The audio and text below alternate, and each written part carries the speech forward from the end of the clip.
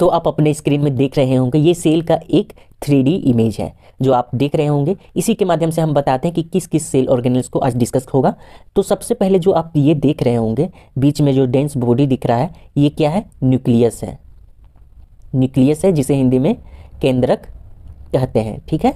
और ये न्यूक्लियस के बारे में हम आपको बता दें कि ये 2 लेयर से घिरा होता है, 2 लेयर से घिरा होता है। तो जो बाहरी लेयर होता है, जो बाहरी परत होता है, उससे कौन अटैच होता है, तो endoplasmic reticulum, endoplasmic reticulum attach होता है। तो इंडोप्लाज्मिक रेक्टिकुलम को हिंदी में अंतर्द्रव्यी जालिका कहा जाता है। आपसे उम्मीद रखते हैं कि आप इंग्लिश में इस सारे टर्म को याद रखिएगा क्योंकि एग्जाम में इंग्लिश वाले टर्म को ही लिखा जाता है। तो ये देखिए जो न्यूक्लियस के जो बाहरी परत से अटैच होता है उसे इंडोप्लाज्मिक रेक्टिकुलम कहा जाता है। इंडोप्लाज्मिक रेक्टिकुलम के आप इमेज देख सकते हैं, ये 2 भाग में डिवाइड होता है। जो ये इधर का इमेज दिख रहा है आपको वो हो गया रफ इंडोप्लाज्मिक रेक्टिकुलम, और जो ये ट्यूबवेल स्ट्रक्चर में जो इमेज देख रहा है उसको वह हो गया स्मूथ इंडोप्लाज्मिक रेक्टिकुलम। तो हम लोग ये दोनों के बारे में डिस्कस करेंगे जब अभी इंडोप्लाज्मिक रेक्टिकुलम को जब डिस्कस करेंगे। उसके बाद आप देख रहे होंगे कि इंडोप्लाज्मिक रेक्टिकुलम के सरफेस में डॉट डॉट डॉट दिख रहा होगा आपको।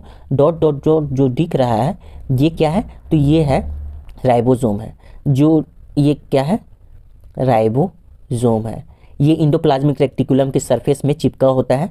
तो डॉट डॉट डॉट आपको दिख रहा होगा, ये सबसे स्मॉलर ऑर्गेनेल है जो इंडोप्लाज्मिक रेक्टिकुलम के सरफेस में चिपका होता है। ये देखा, आप देख सकते हैं कि इसके नज़दीक इसी के सामने आपको एक फोल्ड स्ट्रक्चर दिख रहा होगा, ये है गोल्जी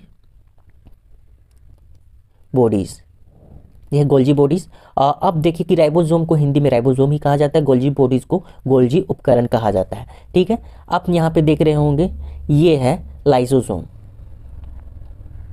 ठीक है। लाइसोसोम को भी हिंदी में लाइसोसोम कहा जाता है। और यहाँ पे आप ये जो देख रहे हैं ये है माइटोकॉन्ड्रिया, माइटोकॉन्ड्रिया को भी हिंदी में माइटोकॉन्ड्रिया कहा जाता है। तो आज की वीडियो में हम इन सारे ऑर्गेनेल्स को डिस्कस करेंगे।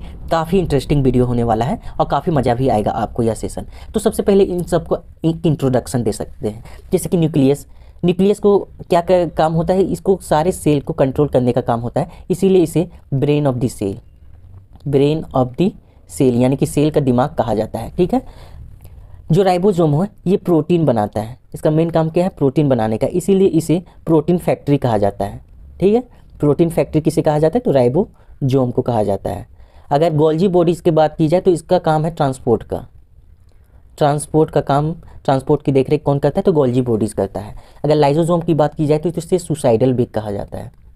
ये क्यों कहा जाता है हम अभी इसको डिटेल से देखने वाले, एक जो ऑर्गेनेल्स है उसको हम लोग डिटेल से देखेंगे। सुसाइडल बेग यानी कि आत्मघाती थैली कहा जाता है, हिंदी आप खुद नोट डाउन कर लेंगे। लाइसोसोम को आत्मघाती थैली कहा जाता है। माइटोकॉन्ड्रिया को power house of the cell कहा जाता है, power house of the cell कहा जाता है, यानी कि सेल का ऊर्जा घर कहा जाता है।